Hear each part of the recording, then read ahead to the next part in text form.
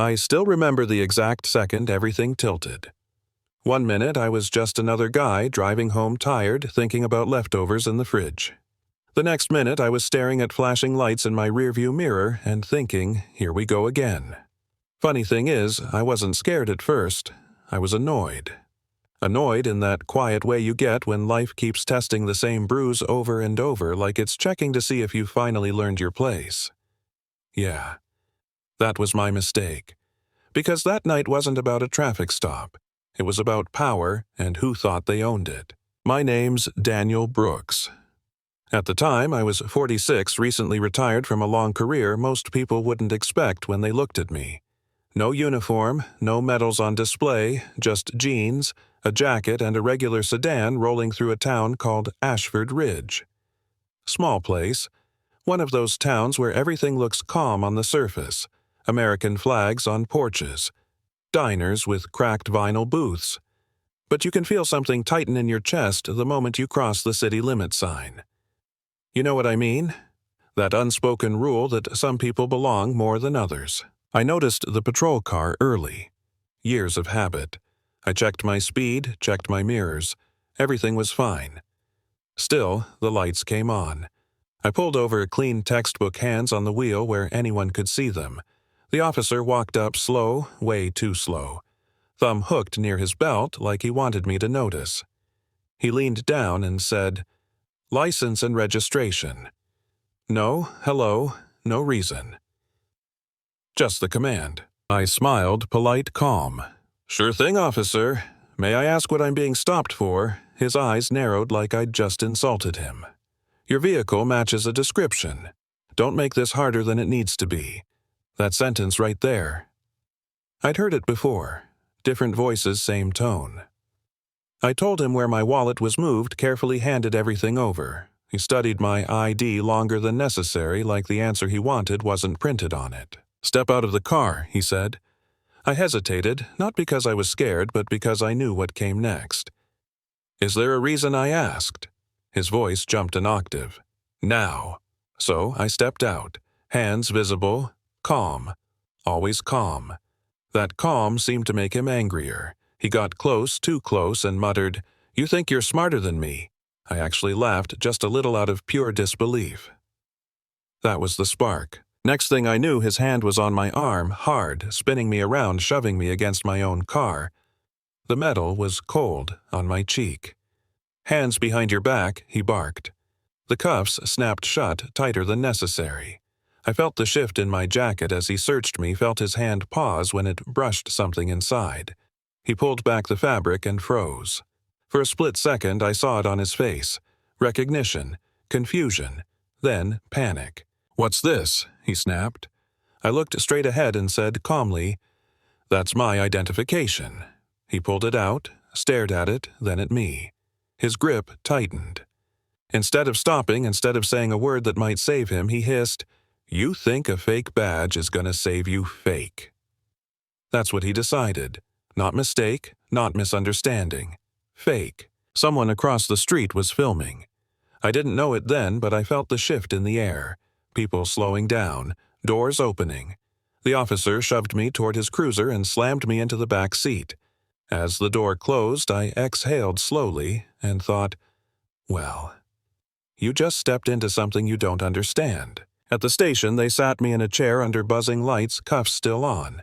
I didn't say much. I didn't need to. I'd spent decades learning that silence used right makes people nervous. The desk officer glanced at my paperwork, then at his phone, then at me. His face drained.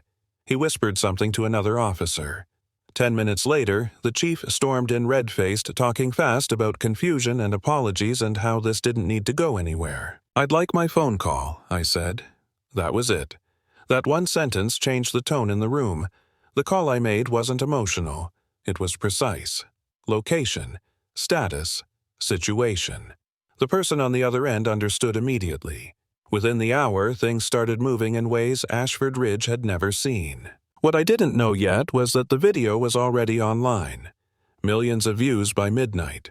People arguing, defending, condemning. Strangers dissecting my posture, my tone, my silence. The officer was placed on leave. The department released statements.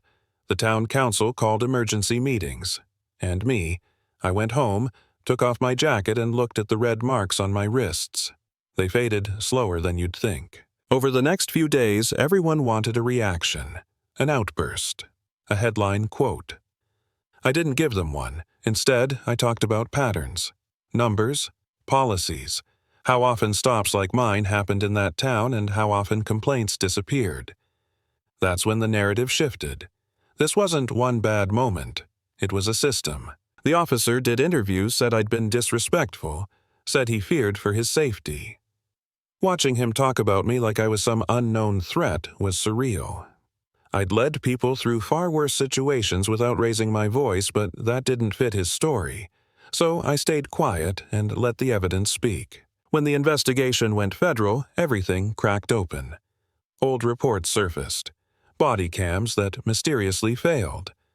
Officers who suddenly remembered things differently. The chief resigned. Then he was arrested. The same cuffs, the same tight pull behind the back. Funny how that looks different depending on who's wearing them.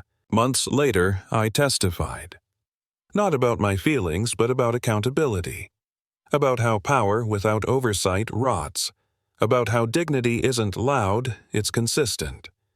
When the officer finally faced questions under oath, his confidence evaporated. Stories changed. Words tangled.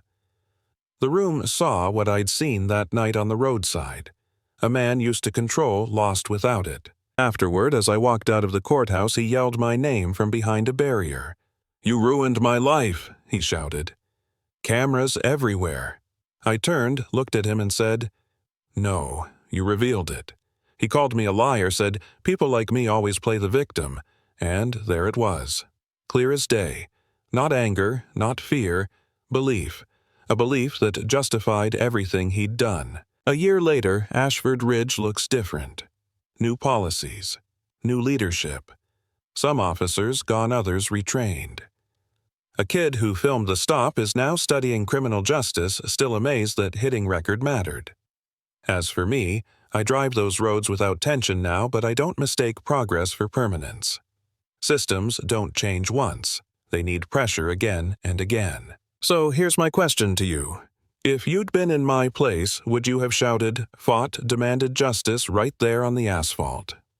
Or would you have waited, gathered the truth and let it dismantle the lie piece by piece? Have you ever watched someone be judged before they spoke or punished for staying calm? Drop your thoughts in the comments. Argue with each other. Share what you've seen. And if you believe power should answer to the same rules as everyone else, like the video, subscribe and keep these stories alive, because silence only protects the wrong side when we stop paying attention.